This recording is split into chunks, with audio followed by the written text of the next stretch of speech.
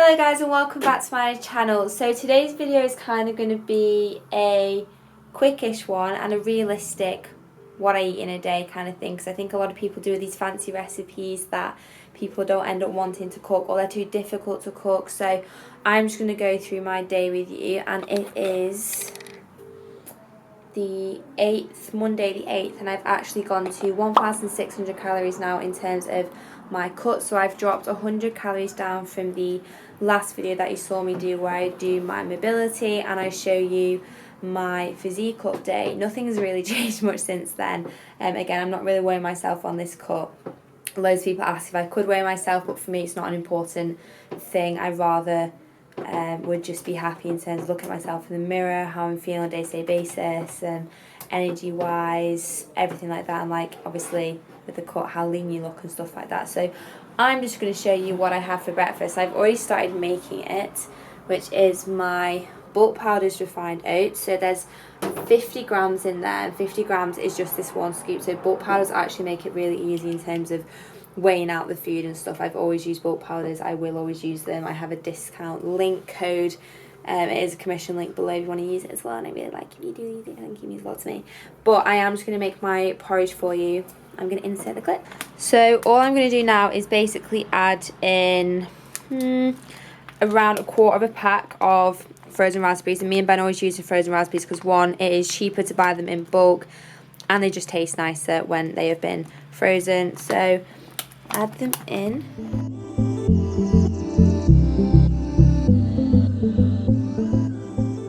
So I've just popped my oats back in the microwave. It tends to do this like 2 or 3 times so that they're really good consistency, because it makes them really blow up. So it's kind of like you feel fuller for longer without eating too many calories, I guess. It comes to 462 calories when I add my apple, and then also when I add my peanut butter. Now I have 30 grams of peanut butter because this is one of my favourite things, and I'd rather have more of what I really like rather than cutting it out, because I feel like I just end up snacking on it anyway. So hence why I put in 30 grams on MyFitnessPal, which I will put on the screen for you, my full calories in the terms of this breakfast. And I think my apple nearly went then. So yeah, this is like the consistency of the porridge. As you can see, it makes an awful lot. I'm still going to add probably a few more raspberries, a dash of oat milk just to make it a little bit creamier, and then my apple and my peanut butter. So this is the giant daily fast bowl that me and Ben have every single day. So that is 462 calories. And then I'm just going to add on this 0-calorie syrup from bulk powders because, wow, this is a caramel one. I think it honestly tastes so nice. I've also added a bit of cinnamon on as well. So I'm going to sit and enjoy my breakfast. And it's also 1:30, by the way, so you know that you're fast if you watch my other YouTube video. But yeah, sit and enjoy my breakfast. So I just finished my giant oat bowl, which is the best thing ever. It really fills you up. So it's around 1:50 now. In terms of the fasting, I won't answer any questions to do with that on here because I did a full video for you in terms of the fasting, going into like loads of detail in terms of why I do it, the benefits, why I think it is actually like really helpful for me as a person, and if it will be beneficial to you. There's also been loads of questions which I wanted to address in this video in terms of the FODMAP diet, which I'm no longer doing. I'm kind of, I guess, still eating similar things, just because I really enjoyed some of the dinners that I ended up making through low FODMAP, but they're not like specifically low FODMAP foods. Again, there are videos on if you have no idea what FODMAP is, because I know it's quite confusing and like a really weird, is it an acronym? Do you call it an acronym where it's like FODMAP? It means something. Don't know. Yeah, I think it's an acronym for it means something like fermentation of how things go in your gut. But basically, this guy over here basically realised that we didn't think it was diet because it wasn't really working anyway. So I'd been doing this FODMAP diet for 2 or 3 months and nothing seemed to be working that well, especially when I was like really stressed or quite anxious. My stomach could be really bad anyway. And then about 3 weeks ago, Ben was just like searching around on Google, doing loads of different things. He always says he's very helpful. And he looked at the correlation between anxiety, stress and IBS, or just your bowel symptoms in general. And we realised straight away, because I know that I I'm quite an anxious, stressed person. I always have been. Probably since I started uni, I've been really bad.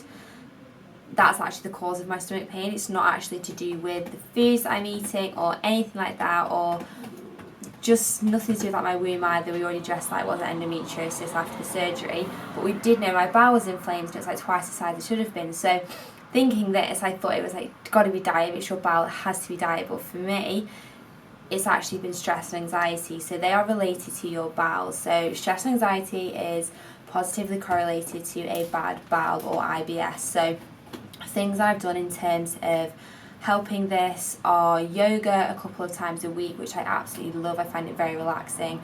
I've been using Headspace every single day, going on to different sections, which I also love, about 10 minutes per day. Sometimes I use it before bed if I'm not feeling too tired and I want to get a good night's sleep, which is amazing. Going on a really nice walk, then also just like talking about how I'm feeling if I'm stressed at work, taking some time away from social media, not letting like any pressure of social media get to me, because it's ridiculous and it shouldn't get to you like it used to get to me. And I think what basically happened with me is before I started uni, which is when I had like the really bad symptoms of my stomach, my anxiety kind of went up, because everyone has like these periods of like going up and down. Sorry. Why would you do that in my video? Sorry. Let him apologise. Thank you. Everyone obviously has like an element of anxiety, and go up and down with certain things. And I think mine went up, and instead of coming back down, it just stayed up at the start of uni, like a new chapter, a new thing. I just stopped swimming, which was like my whole life. I've been through quite a lot of weird random things, and then it kind of just stayed up, hence the bad stomach, rather than like coming back down. So instead of it's been like this instead, where it should have been like down here. And I truly believe that that is the problem. And I've not had a bad stomach in about, how would you say, like 2-3 weeks now? Yeah, been on far better, haven't 2-3 weeks, because I've addressed the issue and I'm actioning the issue and talking about the issue, which is something that I don't really do. But I wanted to throw this in this video because I'm obviously doing a what I eat in a day. Like I said, it's not this mad Jamie Oliver chef kind of what I eat in a day where you're not going to be able to cook these foods. This is what I'm eating on a cut. I find it super simple to follow. I pretty much eat the same thing every single day. I know that's not suited to a lot of people, but I don't mind, because I go for like a treat dinner on the weekend, which is really, really tasty, and that kind of satisfies me. I have something yummy every single day, which you'll see anyway, but I'll show you the next meal that I have, which I think will be my lunch at around probably 4 o'clock, because I'm not massively hungry.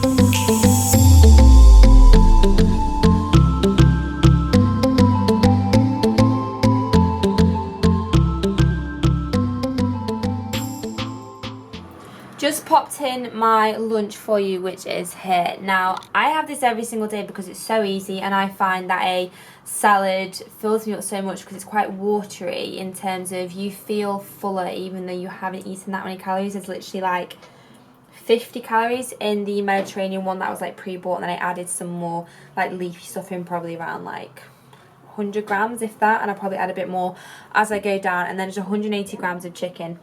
I find cooked chicken, I would either cook this night before or just buy some in the supermarket on the same day. It doesn't really make a difference for me.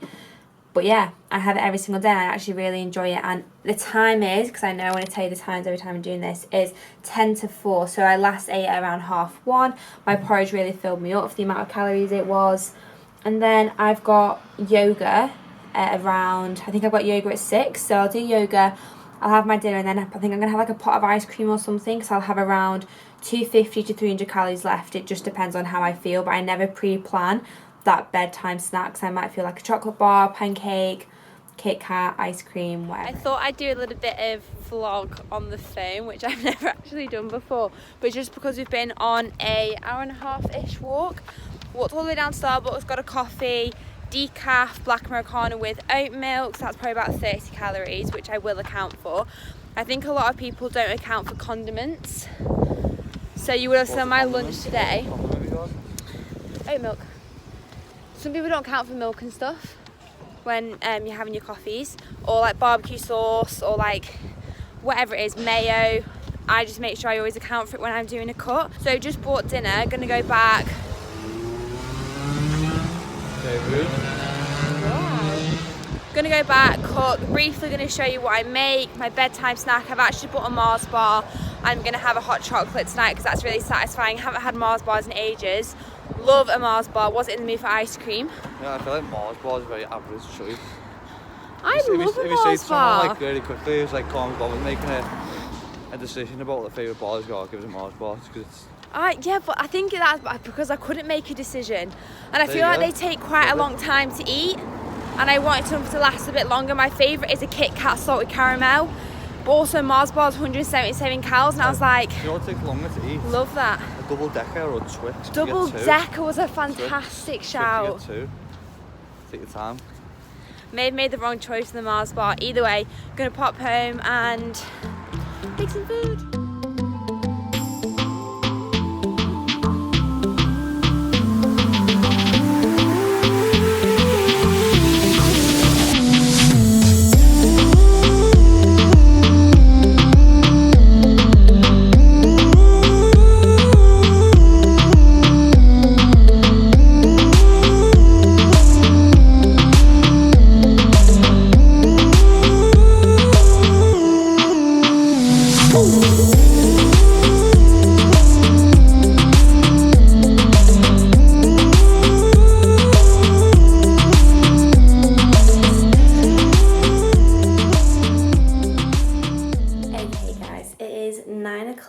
I've eaten everything. I've just got my Mars bar. I think I've been duped. I mean, I had to buy a pack of 4 because I couldn't find the single ones.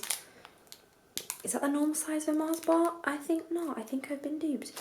But yeah, I'm ready for bed now. I'm actually not ready for bed. I'm going to watch a film. Just going to go like wash my face and stuff, feel nice and cleansed. I have my hot chocolate. I'm sorry, this camera is so heavy for me. I have to rest on my elbow because it's like a bicep workout. Yeah, I've had a really good day today actually in terms of like eating. I've not like felt ridiculously hungry. I had a Monsters day as well, which I forgot to film. Fills me up a little bit. After this, I have 40 calories left. Now, I always leave a few calories left over at the end of the day because I know I do have a bit more somewhere along the line in terms of like sauces or whatever it is, like a bit of oat milk here and there, like I had in my porridge and stuff I didn't account for. So that kind of like keeps me making sure that I'm on my calories exactly, which I do like to do when I'm on a cut. I do like to stick to my calorie intake and things and just ensure that I'm hitting my protein intake, which I did. So I'm super happy about that. I hope it was realistic and it made sense for you.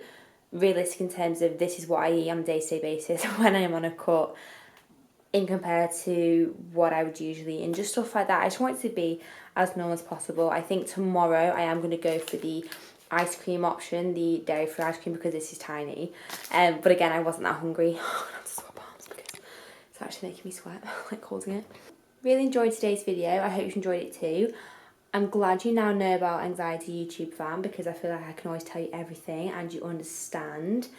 Any comments, questions, anything you guys want to tell me, videos, whatever you want, let me know in the comments below. And please, if you like this video, give it a huge thumbs up and subscribe to my channel because I love doing content for you guys that I know you really enjoy me filming and doing for you. But until next time, I'll see you in my next video. Bye.